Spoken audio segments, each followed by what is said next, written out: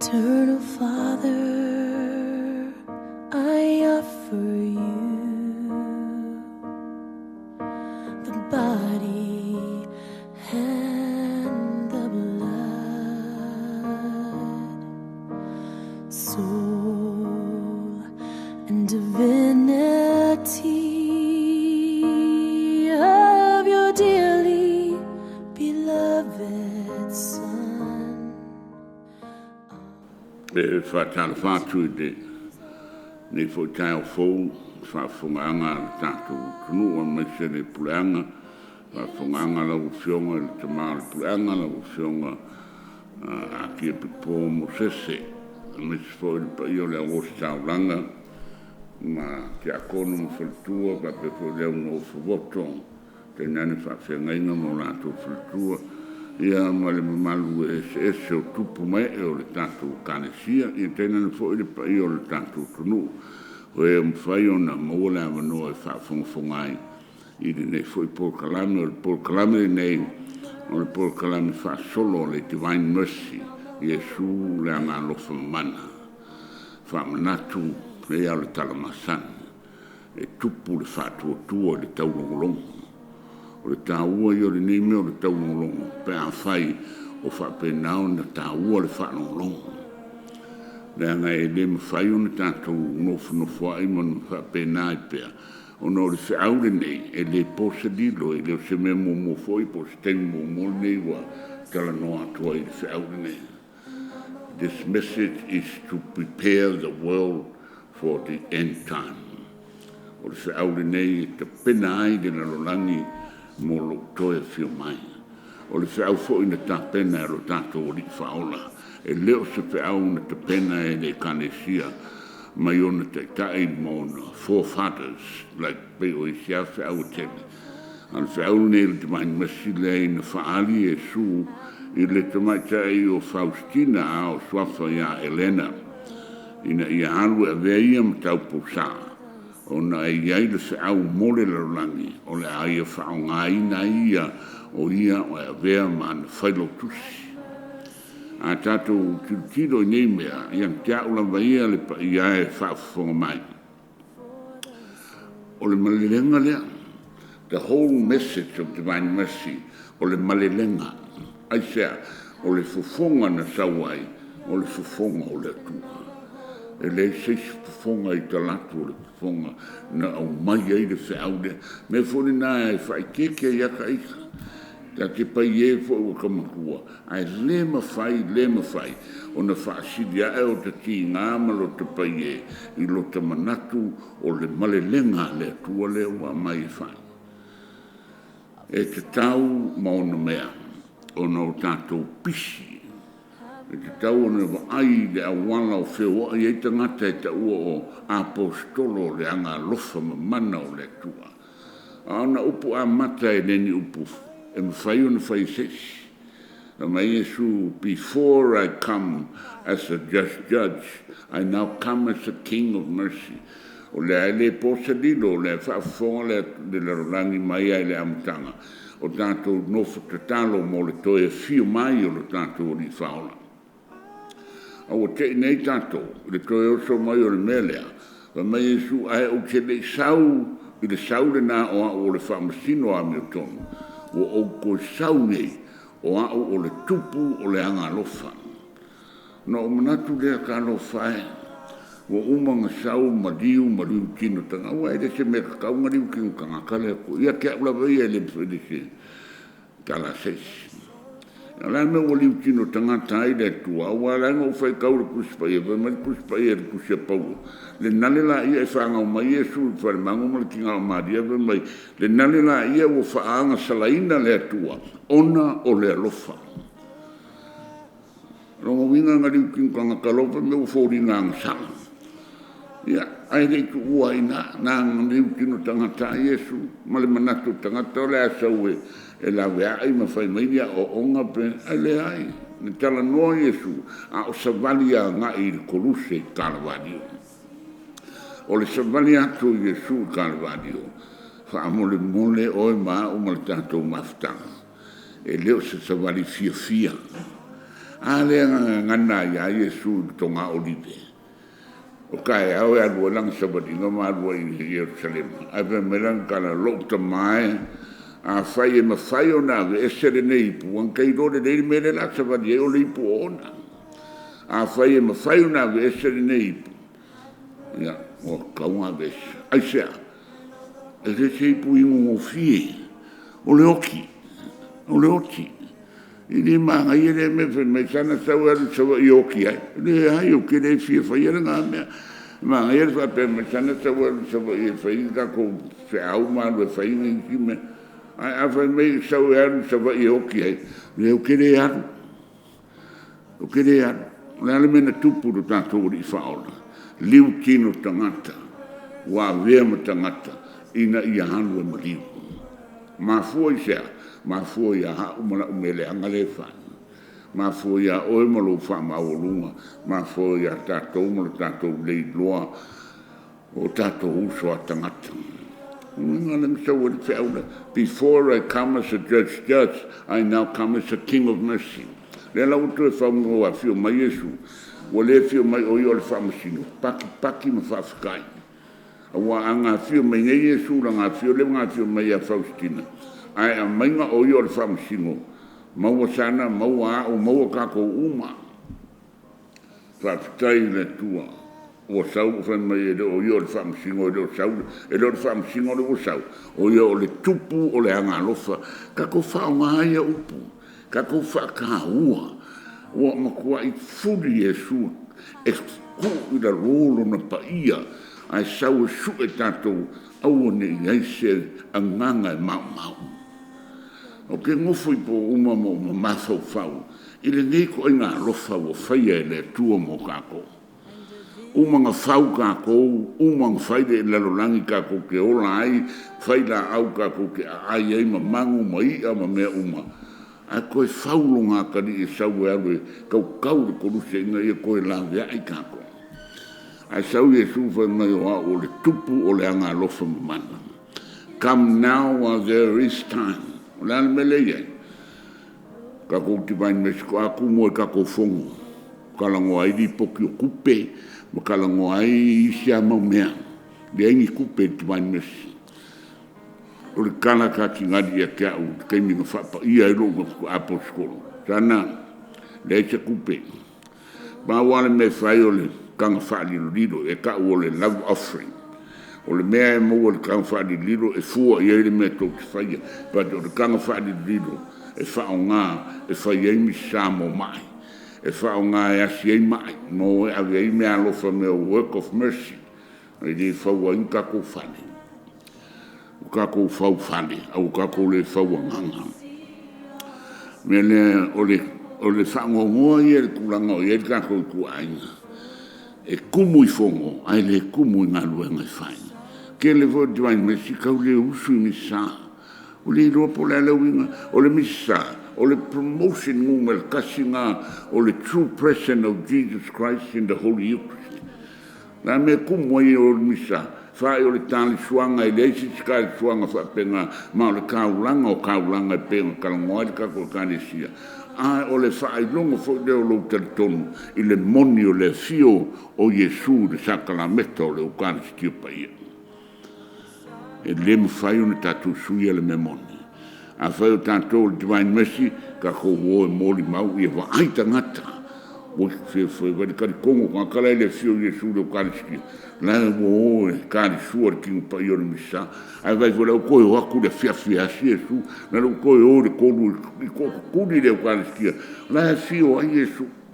Wa me Iesu e ka lo le kolu, I will pour the ocean of my mercy to the world.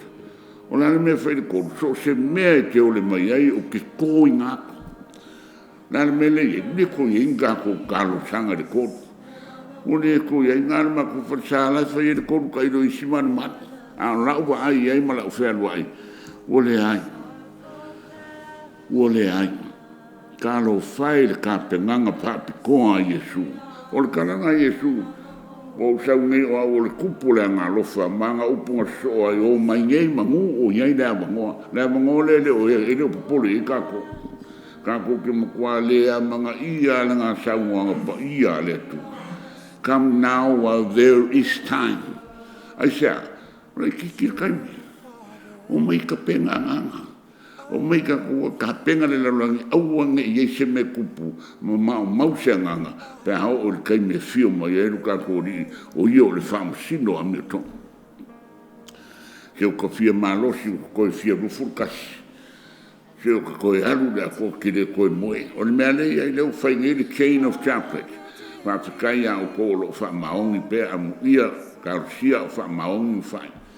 O au ia le ai e le moe kasi dua kolu po uma. E le moe.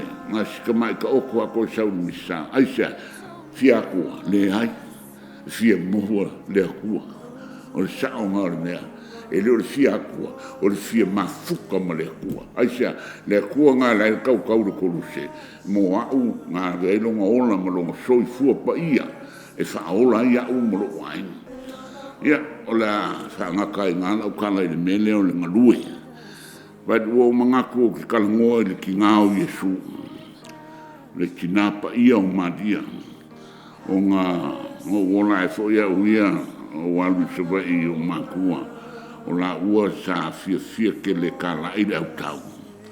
O sio ka mama sio ki ngā sa fia oa i solo sawa i whaakuku au kau sawa i la si le fia tala whai ngā mea. O whaeide i le la whaakua kuanga a koa o le ki ngā paia. O ke manga kua pēr le rosario sio ki ngā. O lo ki ngā o ngā makua whaise au la mosa. Ai ngā whai poi poeru ka mama velo makakoriko. O le whaku o lo ki ngā o madia. Le launga o le rosario e le laua ngā sikoruku la pefa. Ko i kikia aso a koa ua o makua o le koe whainga luenga.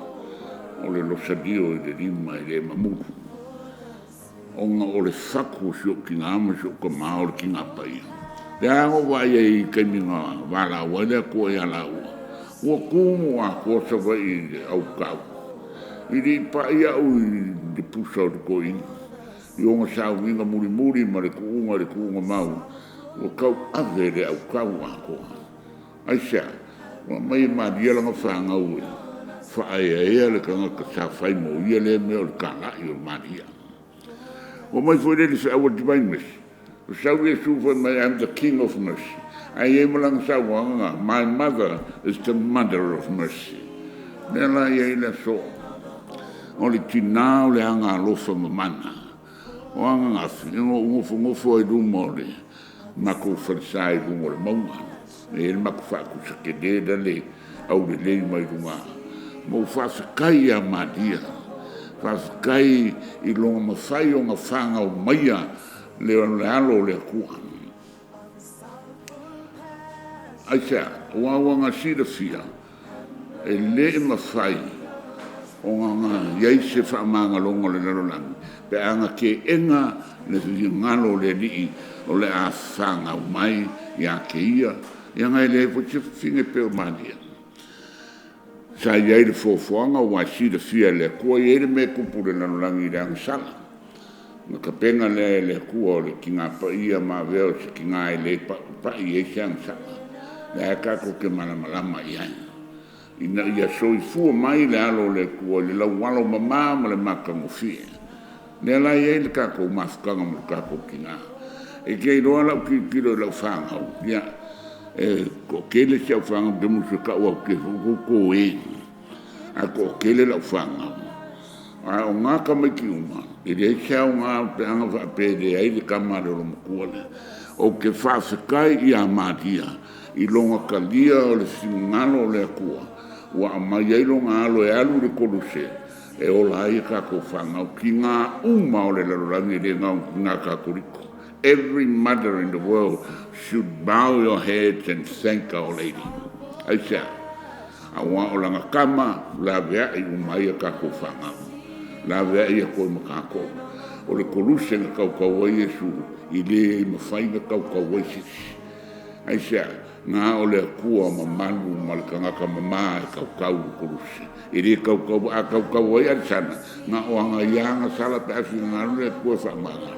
e le mamai se but o le kama le ki ngā paia le o kako manguia e avela pakia vai msau pakia maria ni ka whaskai kere ia o le ki ngā i logo lofa e le o logo lofa i lau kama o logo lofa i amako e ala i logo skai de kua mam we praise you e kakau o whaskai kanga ka uma o i fui kanga ka wo sa wai de whakusa maria o mai e kukuri ma whaskai a maria nga le kama maria e le maua oe e le maua oe sa o konga pa no e whangasi but e kere kau kara ngā mea ka kia pe we all make mistakes but for i le ni e tini de fia o le langi de kanga kanga sala ko kasia sala momong po le ala wali mea ua whaia sala mo fo i le kua he will take you over in his hands e le kula fo i le kua kako o le ki ngā pa ia la e le aia maskako kala ke le whaia e le ai se kala o ke whaia o ke le whaia le kala leo mo se kala mai se sia mako o le mako kane sia a o a mawhauwhaunga o mawhauwhaunga e ala i au kakaro o kirikiro i a maria a whai o maria o longa kange le angang pa ia o le angang pa ia le ai se koko si he's a soul but o le koko le masaa mai le koruse o le koko o ki ngā pa ia se longa tracy le amakanga o koe mai le o le mai le kua o ka se ki ngā le kioa whai ei le o sikauranga o le a kuia lo whaku i peru fiku ongo lea o le a maka i ki ngā o le a whaia i lau kama wai le se sila ki ngā whakasi o uma koe a o ia malanga kama le i te kaimi o le koruse whaafikai ai la konga muri ongo le lofa i a maria Iesu ma le fia mawhangawhanga i ki ngā ngā ui ai ki ngā pa ia but o le larolangi a koe a o whaafikai a maria wa o maria ko kasina kadiale singa ngalo le ko ngo saude angelu kupu mai ai ronga la walo lo ka ko ni faola nga le wo lai o ma i le te kama se o le kama ale kinga pai o lo ngo skai mo lo ngo fa lo alo le ko nga kadia ai le kan le se au le angelu mo nga fa nga o mai le kama le ka ngo faola e kala mo mai ka le sia le la ai siaka ko kele ka ko whawhikai ai a mari. O maria, o le urua i ka ngaka lea o whaongai le kua. La ke mafuka e connect mai ai lo ngalo de rangi ma vea Iesu o le kako whaola. O le kaukau ai o Iesu le koruse e le se mea mangai e le maka. Ave mele gare sia i o ngā rianga kusira ku whaikau ai. O le maka ngā o le koruse, o le maka ngā o le kuara kaukau ai. Ave mai o longa maka ngofia ngā, o le longa maka ngofia. A lele ua manguia, no ko sa loko o le kangsa. Le ua ko kala ai whai ko o le langi ngā loka o ngā ua maka ngā le angsa. E mafua ngai mea umai a maria. E le ai seisi mea kako kaunga whawhikai mo iai. Ka ko whawhikai i ki ngā paia, i longa kalia o le whina ngalo o le kua, o le a ui mai longa la walo paia, le alo o le kua, a o le whaola o kanga kaunga.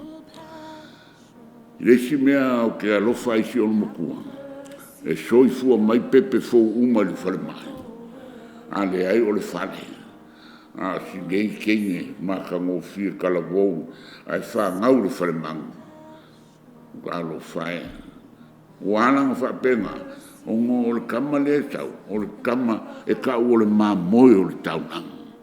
E ka walang soi fua le māmoe le whare mang. E ka o koi marengei o le marengei ki ngā, i longa lofa ma awange i onga whaalawe lave i le plana le kua. Awa ngaka i ngāre koe peo se mangu kulou. Ua le ko iese mea ola mga mea sa whao ngā ia so la e whasi le mea ola ma veo sia le kaura ngā e vari i whale o isa la elu i le koko o le kamai mamoe. Ua le ko kupu aisa a le le ua kau le koruse ma masaa le koko o le alo o le akua. Le ke le ki ngā maria ngai mea. Ma o ka waku mo lui i te wainwesi ma le kane sia ma kaka uma lau le lo sadio. Whawhikai ma lau le lo sadio le akua. O maria fōrka ko malo siku mai o kako kaimi.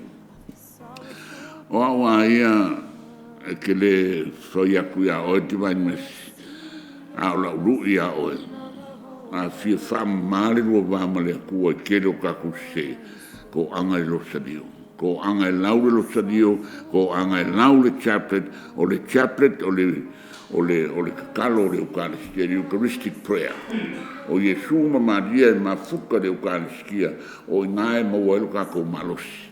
O le se awal ti vai mesi o le o ka lai le lofo Iesu ma li liu ka ngaka i le kua o laka longa koea fiu mai. O lako le vai son ke nei lau ka avale i le o le winga lau ka le fau le lofa. O lako le poloka lau ka avale le poloka le sa fai du mole. Ma ngafale ka fusi. Ai sabari bari mai roa le kama e fale kongu ma fau fau. Kala ngako kisirafia.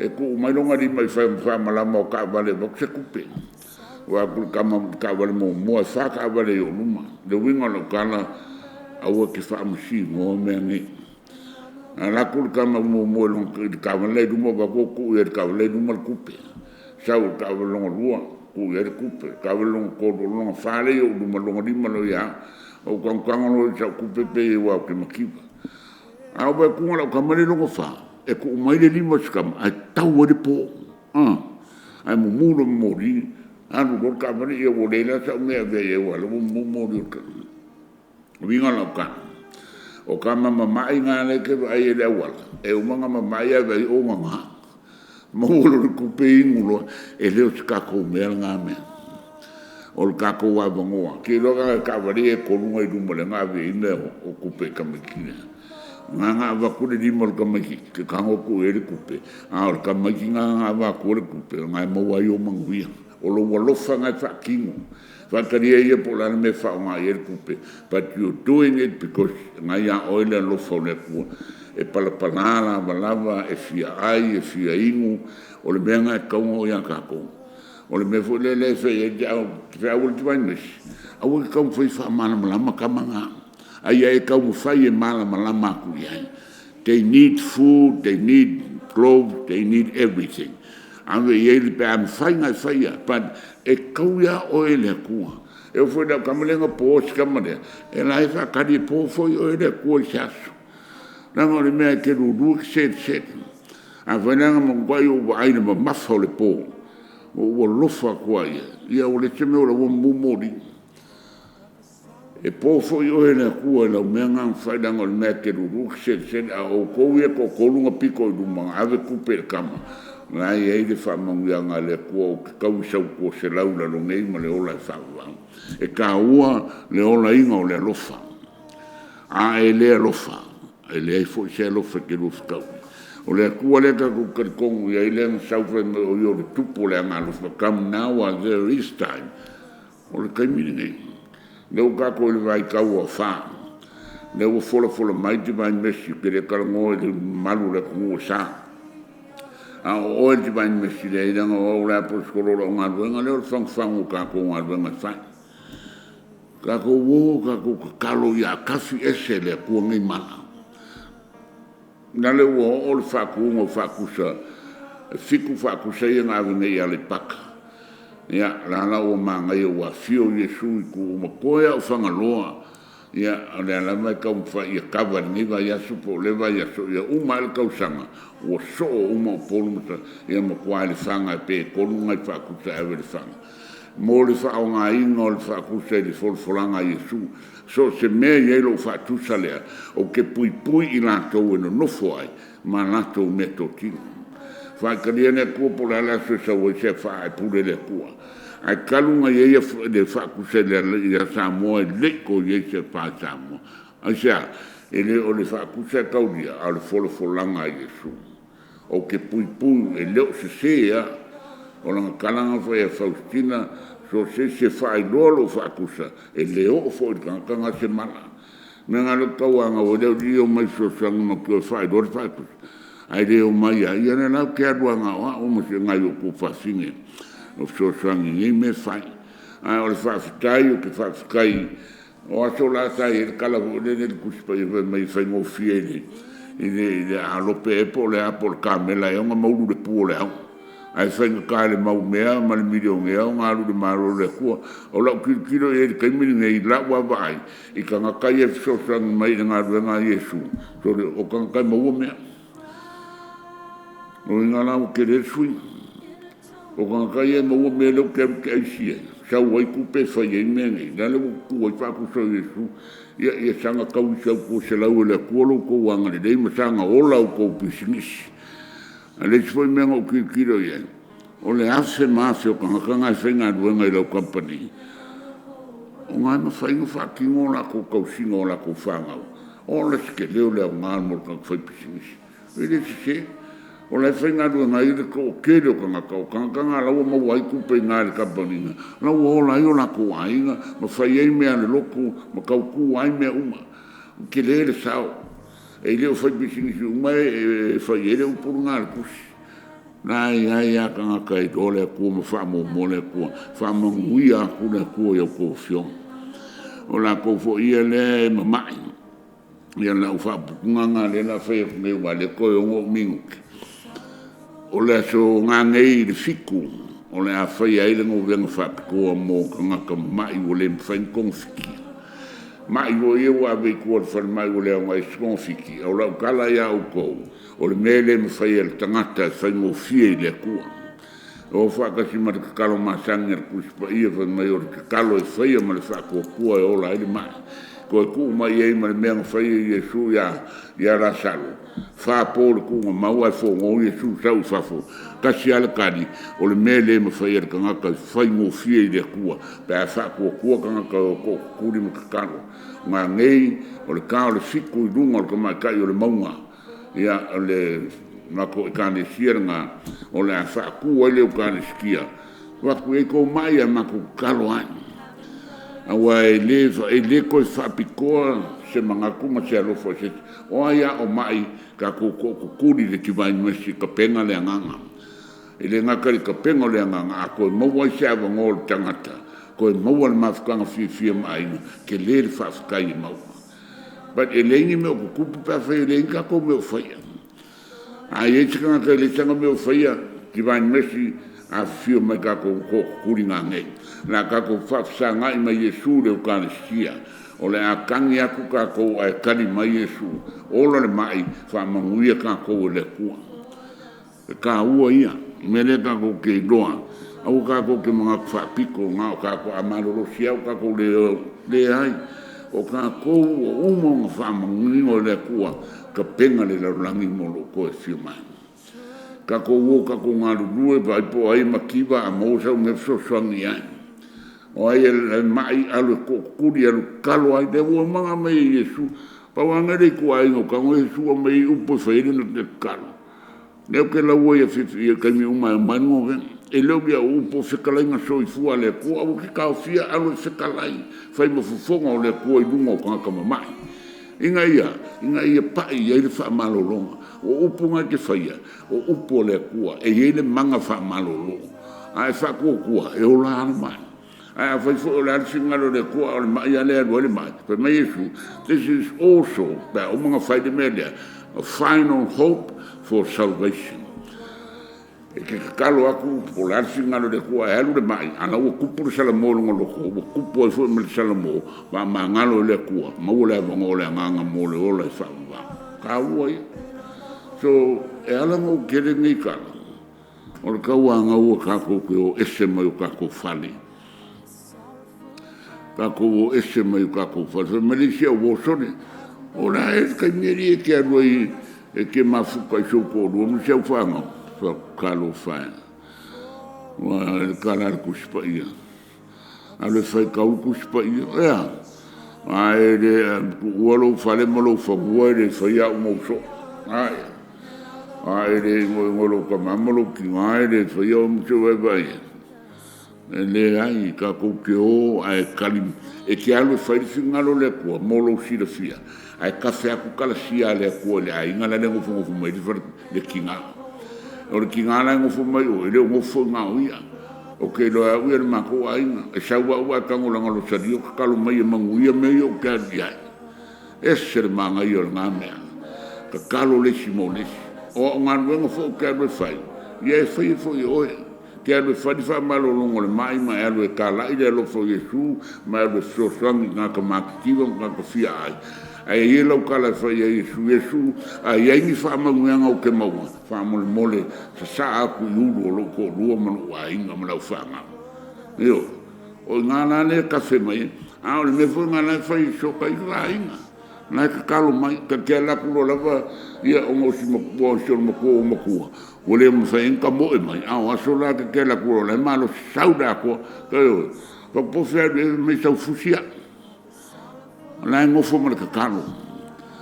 O le mafukanga ka kaunga whai, alu lesi ka kalo lesi. O le se au fo ngā mo ka kou tibai mesi.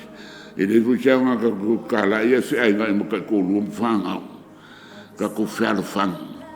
Fa mo molo lo fa lo ainga fa mo molo lo fa lo fa ngau mau ki ngoa o la ye me ai ai mau ki ngoa o la le le fa le ngo fo ai alu lo le ai ka se mai mangu ia le ko ngo le fa le la ya ye lo fa ngau e de se o lo fa le ku ngo le vai o pa fa lo le vai sa wa le vai e de pe se fa le vai lo fa sa wale vai adu sikua o vale o ngako.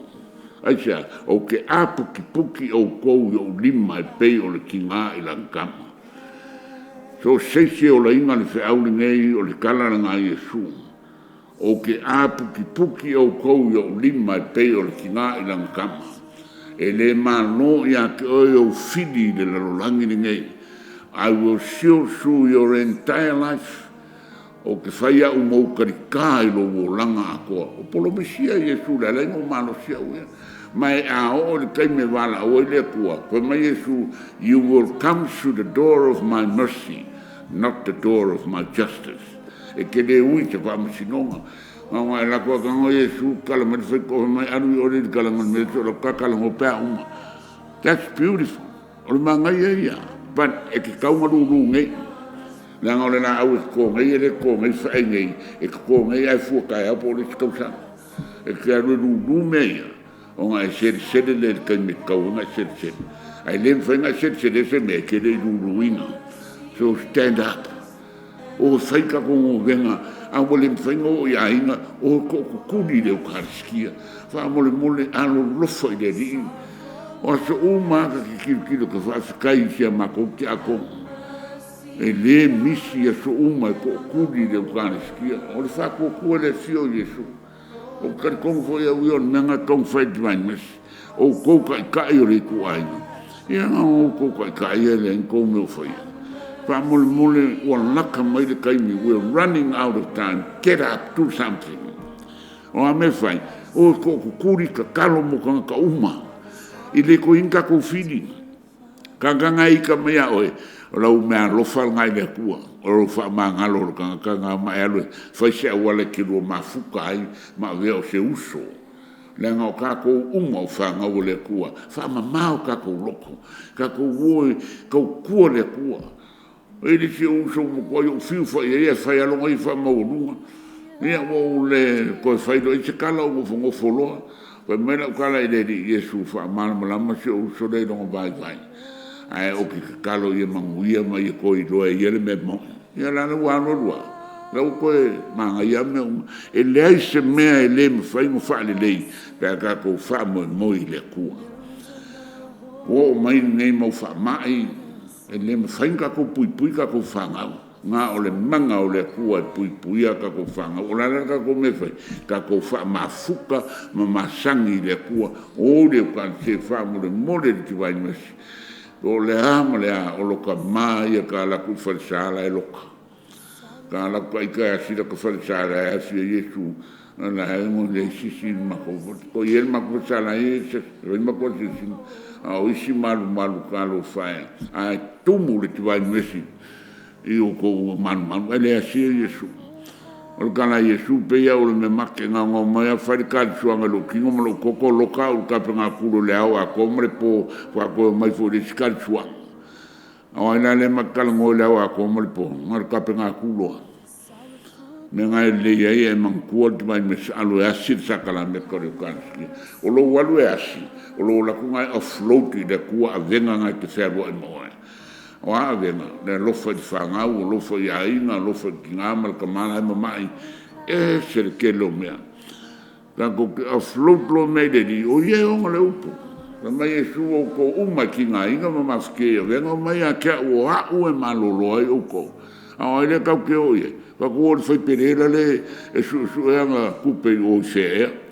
Ka ko o le ka malola e whenang kuspa i a vidi, e ai o le kua ka ko ke o ia o fere kua lai le uka le skia me le fai so ia la uka o ke whafkai le kua le mea ngume le kasi o fai le kua moa o le veo o makakoriko aisea o wiloa i ai le sakala meka o le uka le skia la e fio mongi ai Iesu o gire koe sefe se mea ngā leo o mea le meu whale kongu o sana ka vale o le Iesu feo i Iesu lai le uka le skia a waru ya Iesu o te ko ya ni me te si na o man ka ya Iesu e malolo pe a mo fa ku men kupu do wakari ma le te me o le men nge o malu se wakari o wala au le ku au ka penga o ku ai ka penga a le men kupu ke fa manga ku pe nga i lo le ka u no sa u mo mai pa ke le spa o man fa u o le goses ku lo le fio pa ke le pa ke chana lo ko kede au ki kira koe le morio le kare skia le muma o koe pakura pake tu koe la sukasia la ngai ele upo lele le koe kae ma wai mano o koe alulo la kulo sa whae le pao le kapenga kulo ma le kare skia ko kuni ku udalo la kelfongi o vapesu ya ua ulola a wakulo wakari pat e iai la ukalo maisinga mangola vasekasi so ka mo ka penga o ngo au kele ro ka me ka kala ya wole ka penga la fanga e o makula ke fongi la kalunga kangi la ke fongi ko o kari mai na kua e fiku ka sanga ko mai ele ko lo ka ri ka penga pai me ko ya la numa ko kalunga mai ko me fio ko ai su pa de unu pula maka pa fa kala manga ko langa mai fo mai ko shaki o shaki e le ai se mea whai kai le kua, te vai masi, ka ko wole o ka le skia lau e o ka ko whawhika uri, ma hasi o ka ko kua lengo whonga oia. Ia lofa mai le kua, langa e fua le kaimi, lofa mai le kua ma, so sang mai ka ko mafukanga, e ka sia whai e o fio mai le o whionga e a misa, ia ai o ka sia o manguia o e uso, na lofa le kua ma ka ko sero ai le vai aso pe au le lofa le ri ai ta ko ti ban mesi ka fia va ai a makanga ngai ma fa ku le ka skia ma o ka ngo ma Iesu ma la u e a venga ma ka ngo mo se ma ngui o ka ko o ma fa ka nga malo o ka se au le o kala o fa lo mo ia ka ko fa au lo la ia ne fa au lo ka ko fa me le ka ko e ala ka ko sulu le kua fa manguia sa mo fa manguia le kua le ka mal pranga lo fionga le ke pipo e le fa mo fio kiuki ala me lo fa le kua fo e kulo malos ia ma ka ko lo pelo nga pa ia ma lo fionga va pe fo malu le wo sta blanga ia la ko ia man ko fo le usa Micaele lo fionga ngase ya le la ma ko kalu pe mo e ma ko fa mo de di so so nyaku o le ainka ko pa ke ko nga ma mo pe mo fan ko pa ke ya rango se fu ko ko mai ka si sa u de ma ko fu ko se pa ke ko ko ya ai ka ko kalu de di mo le wo sta blanga la ka ke le ko nga duenga pa ia ma ko mo le upo le ku mo le ko fingo le areto ele mfai ma ko fai me nga ai fa kairo ko fa mongolo ko wa mongolo ko kaimi ia o ko ngofo ia fa penga ia ngole au ngaku de ko male lo fa de lan a be fo ki a ko mo fa ko ia fa manguia le ko ia ko ngaduenga ia pe fa manguia le ko mo le kane sia la mai ko fiong so swang for ko ka mai ke sa monike ma lol kano fa kai kele mo me uma ia ai va be foi nei a bongo fa kai ko finge ia Elaine mal mo foalo mal company i le fa bongo pe ko kupe ke de foi nei Polokalame ia la si de fia le kua ke si de fia me uma ia foi le malo si a or ko finge fa manguia foi fa nga uma mo foalo ia Mr. company Inga ia whamanguia pele kua I mele lei. Nga whakai kere le anga le lei. Ia, lau whako o ma le company ngai e le upumana. Leu so ia Alex. Ia, eu ianga moe Alex. Ia lae whamanguia pele kua ia o kou. Whamanguia fo le kua ia tionga pankele luni.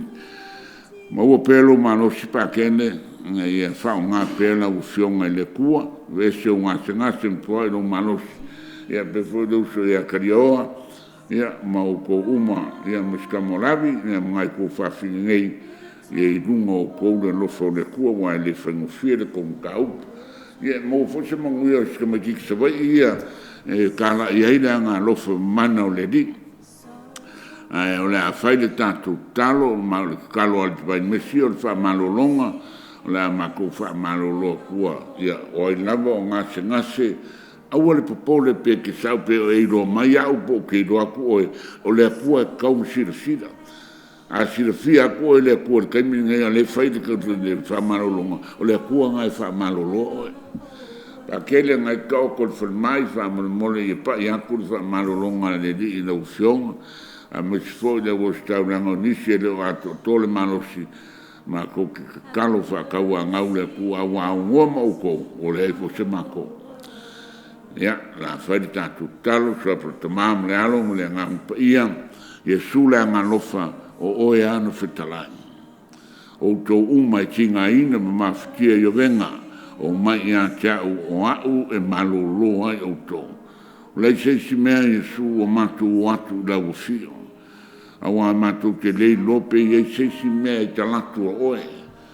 O oe o le amatanga o le ngata anga o me uma. Mātou talo, pa iatu lau wha malolonga ia I lato o mawhitia Iesu. Lenga na e whetalai matutu e whai malolonga. Awa umona e whetalai te mana watu lo ngang pa ia ola ia lela o matu whaia ma le whatu tua ma le teritonu. O le whai o le neinga ruanga o le usta I ate oe ma le alofa li tangata mai. Pa iatu lau wha malolonga I le whionga e pātene mai se nato uma o e mamai po oi foi nisi o au na lau fio nisi kālesia ia lofa Iesu ma pa iatu lau wha malolonga. La pe foi o mātou mātua ta māma tina usa ma tu pāwhine ia mātou te manatua I foi nei tu la Iesu. Le aso le toi sauninga o le tu fine ia po le tamaita ia keri ia e po wowe ia o se tangata o ngā mo I mātou to kede whamanuia lana whai ngā malanga ma whamawhanawhana le Aiga ia mau fo I le fia I mātou tangata uma. Lord Jesus, may your pure and healthy blood circulate in our ailing organism. May your pure and healthy body transform our weak and healthy bodies. May your healthy and vigorous life flow within us if it is truly your holy will. Mātou te whātou tua tari tonu le di e te letu la fo ia I mātou wa o oe o le tupo le Agaalofa. A mai au whaamanuianga mo I mātou ia manuia Samoa lo swafa Iesu la faltama le alo ma le Agaalofa ia. Amen. Of your dearly beloved Son, our Lord Jesus Christ, in atonement for our sins, and those of the whole world, for the sake of His sorrowful passion. Have mercy on us and on the whole world, for the sake of His sorrowful passion. Have mercy on us and on the whole world, for the sake of His sorrowful passion. Have mercy on us and on the whole world, for the sake of His sorrowful passion.